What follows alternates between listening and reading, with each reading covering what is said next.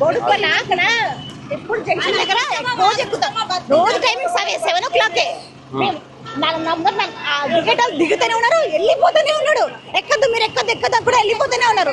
నా ముందర ముగ్గురు ఎక్కించుకోండి. నా పిల్లలు ఉన్నారు వెనకాల. నేను ఎక్కినా, నా పిల్లలు ఎక్కలేకపోయారు. నా పిల్లలు ఎక్కకపోతే నేను దిగిపోతా కదా. ఆపలేదు. ఇంకా పడ్డా కూడా తిడుతున్నారు. పడిపోయినాడు కింద అయినా కూడా తిడుతున్నారు ఎందుకు ఎక్కినావని. కింద పడిపోయినా ఎక్స్ రోడ్ దగ్గర రోజు ఇక్కడ నుంచి మీరు కూడా స్లో పోవాల్సింది కదమ్మా. స్లో కాదు, డైరెక్ట్ ఏమంటారు తెలుసా, మీరు ఎక్కది ఇక్కడ.